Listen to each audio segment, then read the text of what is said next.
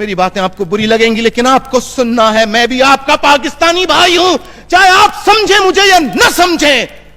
آپ نے دنیا کو سنا ہے, آپ تھوڑا سا مجھے سنیے کہ وہ کون سی باتیں ہیں جس کی بنیاد پر کہا جاتا ہے کہ الطاف حسین کی شکل مت دیکھنا, الطاف حسین کی بات نہیں سننا.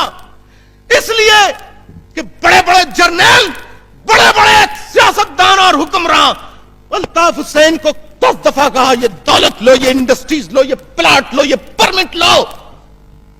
چھوڑو اس سیاست کو, اپنے محل بناؤ, اپنی عمارتیں بناؤ, اپنی بلڈنگیں بناؤ. الطاف حسین نے کہا نہیں, میں اپنے ظرف اور ضمیر کو نہیں بیچوں گا. الطاف حسین نے کہا میں اپنی آئیڈیالوجی کو نہیں بیچوں گا. اور میرے بھائیوں, پاکستان کی زمین میرے لیے تنگ کر دی گئی.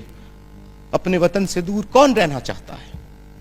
یہاں آپ 500 1000 کتنے لوگ ہوں گے آپ جو میرا, جس کے خطاب سننے کے لیے لاکھوں کا مجمع ہو, اس کو 50-500 میں کہاں مزہ آتا ہے؟ نہیں, میں آپ سے بات جو کر رہا ہوں دل کی کر رہا ہوں. یہ تو میں انسانی فطرت بتا رہا ہوں. لیکن میرے بھائیوں, میرے بزرگوں, وطن سے دور رہ کر مجھے کوئی مزہ تھوڑی آتا ہے. میں جانا چاہتا ہوں. لوگ کہتے ہیں کہ صاحب کیوں نہیں جاتے عدالتوں کا سامنا؟ کون سی عدالت کا سامنا کریں؟ کس عدالت کا سامنا کریں؟ کس عدالت کا سامنا کریں؟ اس عدالت کا کہ جب میرے بڑے بھائی جنہوں نے 47 کے بعد پاکستان کی خدمت کی, گورنمنٹ سروس 30 سال سروس کی, ریٹائرمنٹ کی زندگی گزار رہے تھے, جن کا سیاست, پالیٹکس, MQM کسی پولیٹیکل پارٹی سے کوئی تعلق نہیں تھا, صرف اس لیے کہ الطاف حسین کا وہ بھائی تھا, اس جرم میں اسے اور میرے بھتیجے جس نے NAD یونیورسٹی سے ٹیوشنیں پڑھا کے انجینئرنگ کی ڈگری لی, اور ڈگری لینے کے بعد وہ گھر کا خرچ چلاتا تھا, بوڑھے باپ کا بوجھ اس پہ تھا. میرے بھائی اور بھتیجے کو گرفتار کر کے 3 روز تک تشدد کا نشانہ بنایا. یہ میرے لیے امتحان کا وقت تھا. دسمبر 5 1999 گرفتاری, ڈیٹ آف اریسٹ. 3 دن تک کہ الطاف حسین کا فون آئے گا. الطاف حسین اس وقت بے نظیر بھٹو حکمراں تھیں.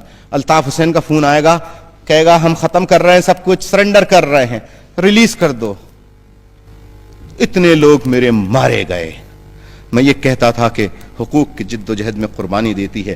یہ میرے اوپر پہلی دفعہ وقت آیا تھا جب میرا بوڑھا بھائی 66 ایئر اولڈ 66 سال, وہ اور میرا 28 ایئرز 28 سالہ بھتیجا میرا, اس کو پکڑ کے لے کے گیا. میرے اوپر امتحان کا وقت تھا. اگر میں لندن سے ایک ٹیلی فون کرتا کہ I am ready to surrender, I am ready, just release them, کیا وہ ریلیز نہیں ہوتے؟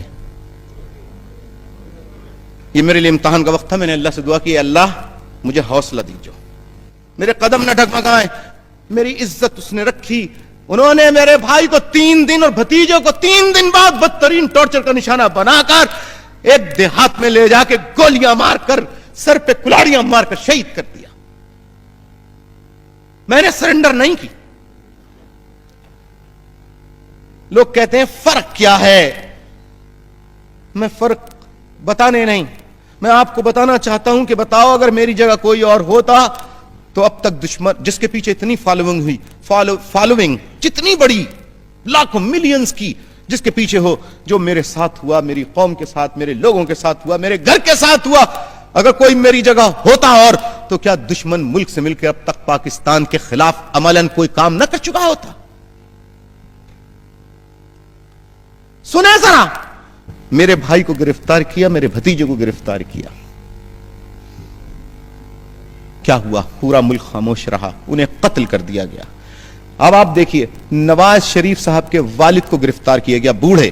بہت دکھ ہوا. سب سے پہلا بیان میرا گیا مذمتی کہ بے نظیر بھٹو صاحبہ, غلطی اگر نواز شریف کی ہے, یہ جرم نواز شریف صاحب نے کیا ہے, باپ کا, بوڑھے باپ کو کوئی قصور نہیں ہے, اسے ریلیز کرو.